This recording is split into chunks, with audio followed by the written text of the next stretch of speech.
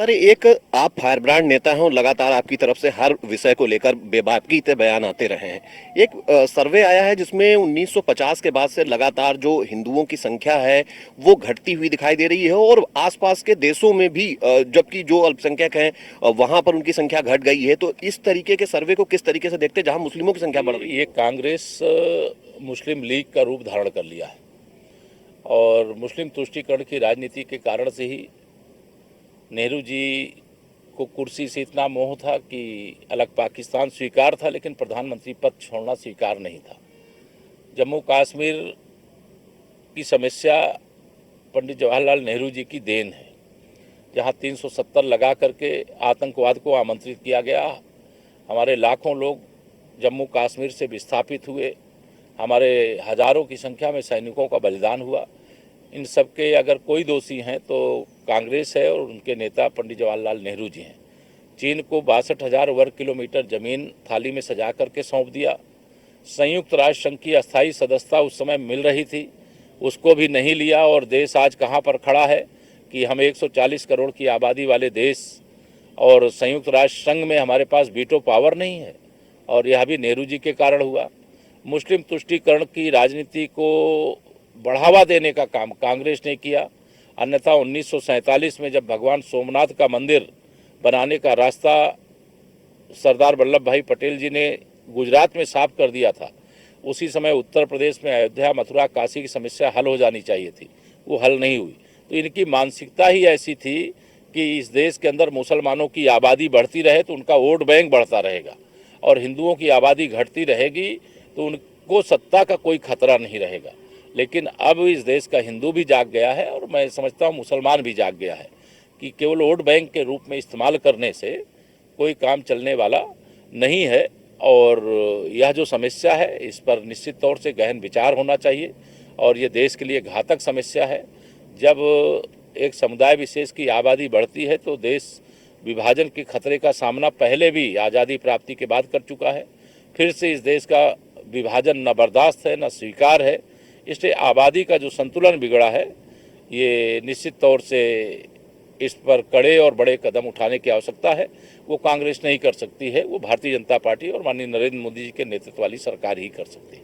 अखिलेश यादव ने एक ट्वीट किया है कल चुनाव के बाद कि भारतीय जनता पार्टी जो 400 की बात कह रही थी उसका 4 हट गया है, डबल जीरो बचा है। क्या कहेंगे? ये बात वो 4 चुनाव से कह रहे हैं। 2014, 17, 19, 22 चारों चुनावों में चारों खाने चित हो गए। 5वें चुनाव में भी वह बुरी तरीके से परास्त होने जा रहे हैं। और ट्विटर पे ट्वीट करना, मीडिया में बयान देना, ये अलग बात है, और धरती पर उतर करके काम करना ये अलग बात है। समाजवादी पार्टी के पास कार्यकर्ता नहीं है, उनके पास गुंडे, अपराधी, माफिया हैं, दंगाई हैं, भ्रष्टाचारी हैं। भारतीय जनता पार्टी के पास तन समर्पित, मन समर्पित और यह जीवन समर्पित, भारत माँ की सेवा के लिए समर्पित रहने वाले कोटि कोटि करोड़ों कार्यकर्ता हैं हमारे पास। और उनके पास गुंडों की फौज है, हमारे पास गरीबों का सैलाब है, गरीबों की ताकत है। गरीबों और गुंडों के बीच की इस लड़ाई में गरीब जीतेगा, गुंडे हारेंगे। सर, कुछ जो 4 चरण हुए, कुछ वोटिंग परसेंट पिछले 2019 के मुकाबले कुछ कम दिखाई दे रहा है, तो वोटर्स को क्या कहेंगे कि लोग निकलें, अपना वोट जरूर वोट देने? तो जरूर, ये लोकतंत्र का महापर्व है लोकसभा का चुनाव, इसमें निकलना तो जरूर चाहिए। लेकिन जो मेरा फीडबैक है उसके हिसाब से जो विपक्ष का वोट बैंक माना जाता है वो वोटर नहीं निकल रहा है। उसके मन में इस बात की निराशा है कि हम वोट देंगे तो भी सपा बसपा कांग्रेस को जीतना नहीं है, फिर से मोदी सरकार बननी है। इसलिए उनका मतदाता बहुत उत्साहहीन हो गया है और इसलिए वोट डालने के लिए नहीं निकल रहा है। लेकिन फिर भी हम तो यही कहेंगे कि सब वोट डालने के लिए निकले, अपने मताधिकार का प्रयोग करें। हार और जीत ये लोकतंत्र का हिस्सा है, चुनाव का हिस्सा है, लेकिन वोट डालने से बचना यह लोकतंत्र के लिए अच्छा नहीं है। सबसे अपील करूंगा कि 5वें चरण के मतदान में भरपूर अपने मताधिकार का प्रयोग करें। केजरीवाल जेल से बाहर निकले और निकलते ही उन्होंने बहुत हमले बोले, खासतौर पर भारतीय जनता पार्टी को लेकर, बहुत सारे आरोप भी लगाए, खासतौर पर प्रधानमंत्री को लेकर भी उन्होंने टिप्पणी की। क्या कहेंगे?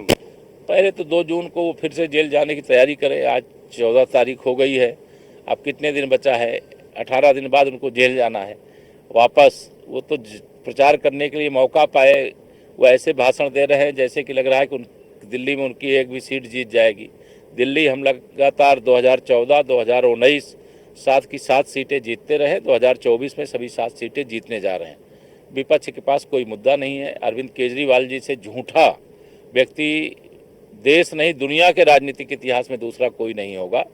उन्होंने जो भी बातें राजनीति में आने के पहले कही, राजनीति में आने के बाद उसके उल्टी बातें करते हैं। वह घबराए हुए हैं।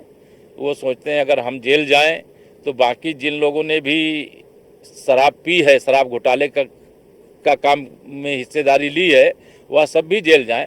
तो अभी तो श्री अरविंद केजरीवाल जी भ्रष्टाचार के आरोप में जमानत पर है। जमानत पर तो हत्या का अभियुक्त भी छूट जाता है, पेरोल भी मिल जाता है। इसे जमानत पे छूटे हुए व्यक्ति को बहुत लंबी चौड़ी बात करने का नैतिक अधिकार नहीं। धन्यवाद। ये हैं उत्तर प्रदेश के डिप्टी सीएम केशव प्रसाद मौर्य, जिन्होंने हर मुद्दे पर अपनी बात रखी। भारतीय जनता पार्टी के लिए लगातार वो प्रचार कर रहे हैं। उत्तर प्रदेश के हर जिले में जाकर हर सीट पर लगातार वो अपनी उपस्थिति दर्ज करा रहे हैं और कोशिश कर रहे हैं कि भारतीय जनता पार्टी की जो विचारधारा है, चीजें हैं, वो लोगों तक पहुंचे और 2014 जैसी परफॉर्मेंस 2024 में भी भारतीय जनता पार्टी दोहराए। लगातार उनका यह सफर लखनऊ से जारी है, जहां आज वो बाराबंकी, बस्ती और अंबेडकर नगर जैसी सीटों पर पहुंचकर भारतीय जनता पार्टी के लिए स्टार प्रचारक के तौर पर प्रचार करेंगे। कैमरामैन अमित शाहनी के साथ मैं एसके वाजपेयी, न्यूज़ 1 इंडिया, लखनऊ। तो केशव प्रसाद मौर्य से आपने बातचीत को सुना। अभी उनसे और भी कई सवाल पूछे गए और उन्होंने हर सवाल का बेबाकी से जवाब दिया है। चुनाव को लेकर और क्या कुछ उन्होंने कहा, उन्हें सुनते हैं। चूंकि लगातार हमारे संवाददाता उनके साथ रहे और उनसे हर सवाल का जवाब लेने की कोशिश की, चूंकि चुनाव चल रहा है।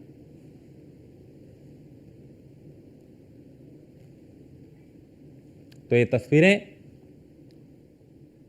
केशव प्रसाद मौर्य से न्यूज़ 1 इंडिया के संवाददाता ने एक्सक्लूसिव बातचीत की और हर सवाल का जवाब केशव प्रसाद मौर्य ने बेबाकी से दिया।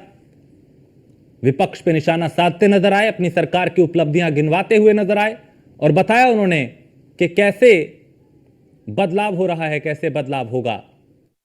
मौर्य लखनऊ से निकल चुके हैं अपने चुनावी सफर पर, लगातार भारतीय जनता पार्टी के लिए प्रचार कर रहे हैं। सर, लगातार आप जा रहे हैं, पूरा दिन व्यस्त रहता है, किस तरीके की चीजें दिख रही, कैसा समर्थन? मेरे प्रधानमंत्री जी मेरे आदर्श हैं, मेरे मॉडल हैं, मेरे प्रेरणा स्रोत हैं। वो 18 घंटे से ज़्यादा काम करते हैं। हम भी प्रयास कर रहे हैं कि प्रधानमंत्री जी जितना मेहनत करते हैं, अगर उतना ना कर पाए थोड़ा बहुत उनसे कम ही, लेकिन करें मेहनत, क्योंकि 2024 का लोकसभा चुनाव ये ऐतिहासिक चुनाव है।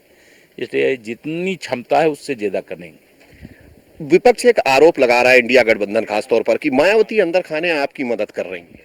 हमें किसी की मदद की जरूरत नहीं है। 2024 में वो सपा के साथ गठबंधन करके चुनाव लड़ी, तब भी भाजपा 51% वोट पा करके 64 सांसद जिताई है। इसलिए सपा, बसपा, कांग्रेस की मदद की जरूरत नहीं है। वो जितनी ताकत हो विरोध करें, भाजपा का कमल उतने ही बड़े अंतर से खिलेगा। धन्यवाद। ये है डिप्टी सीएम केशव प्रसाद मौर्य, जो अपने सफर पर, चुनावी सफर पर वो लखनऊ से रवाना हो रहे हैं। अब लखनऊ एयरपोर्ट से वो बाराबंकी जाएंगे, जहां से बस्ती और उसके बाद अंबेडकर नगर। हालांकि ये प्रतिदिन वो भारतीय जनता पार्टी के स्टार प्रचारक के तौर पर कर रहे हैं और कोशिश कर रहे हैं कि भारतीय जनता पार्टी बड़े बहुमत से फिर से सत्ता में वापसी करे। कैमरामैन अमित शाहनी के साथ मैं एसके वाजपेयी, न्यूज़ 1 इंडिया, लखनऊ।